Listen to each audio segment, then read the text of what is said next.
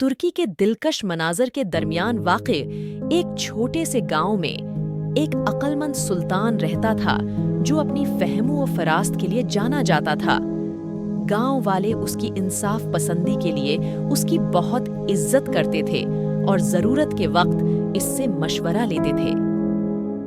ایک دن گاؤں میں ایک پرمسرار بیماری آ گئی جس سے بڑے پیمانے پر خوف و ہراس پھیل گیا۔ فصلیں سوکھ گئی، مویشی بیمار پڑ گئے اور لوگ دن بدن کمزور ہوتے گئے۔ ان کی بہترین کوششوں کے باوجود مقامی علاج کرنے والوں کو کوئی علاج نہیں مل سکا اور گاؤں میں مایوسی پھیل گئی۔ بحران کے درمیان گاؤں والوں نے رہنمائی کے لیے اپنے حکیم سلطان کی طرف رجوع کیا۔ بہت سوچ بچار کے بعد سلطان نے گاؤں کے بزرگوں کو بلایا اور ایک فرمان جاری کیا۔ اس نے انہیں مشورہ دیا کہ وہ ایک بوڑھے بابا سے مشورہ لیں جو دور دراز پہاڑوں پر رہتا تھا، جو قدیم علاج اور حکمت کے علم کے لیے مشہور تھا۔ بہادر دیہاتیوں کے ایک گروپ نے رضاکارانہ طور پر بابا سے ملنے کے لیے مشکل سفر شروع کیا۔ انہوں نے دشوار گزار راستوں کو عبور کیا، ناہموار علاقے کو عبور کیا اور جنگلی عناصر کا بہادری سے مقابلہ کرتے ہوئے بابا کے عاجز ٹھکانے تک پہنچے۔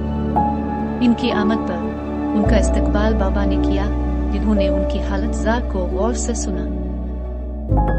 بابا نے بہت غور و فکر کے بعد تھکے ہوئے مسافروں کو اپنی حکمت بتائی۔ اس نے نایاب جڑی بوٹیوں سے تیار کردہ ایک ترکیب تجویز کی جو صرف جنگل کے گہرے حصوں میں پائی جاتی ہے۔ انہوں نے اتحاد، ایمان اور مصیبت پر قابو پانے کے لیے ثابت قدمی کی اہمیت پر زور دیا۔ بابا کے مشورے سے لیس ہو کر گاؤں والوں نے نایاب جڑی بوٹیاں اکٹھی کرنے کے مشن کا آغاز کیا۔ انہوں نے راستے میں آنے والی رکاوٹوں اور چیلنجوں پر قابو پاتے ہوئے انتھک محنت کی۔ غیر متزلزل عزم اور اتحاد کے ساتھ وہ آخرکار شفا بخش دوائیاں تیار کرنے کے لیے درکار اجزاء حاصل کرنے میں کامیاب ہو گئے۔ گاؤں میں واپس شفا دینے والوں نے بابا کی ہدایت کے بعد دوائیاں بنائیں۔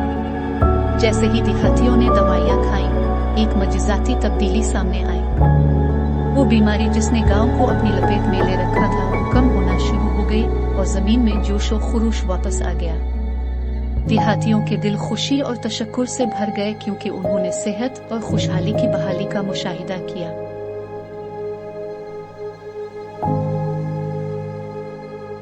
بحران کے بعد گاؤں کے لوگ دانشمند سلطان اور بابا کا شکریہ ادا کرنے کے لیے جمع ہوئے۔ انہوں نے اتحاد، ایمان اور مشکل کے وقت حکمت کی تلاش کی اہمیت کو محسوس کیا۔ گاؤں پہلے سے کہیں زیادہ مضبوط اور متحد ہو کر ابھرا، جو ہر طرح کے چیلنجز کا سامنا کرنے کے لیے تیار ہے۔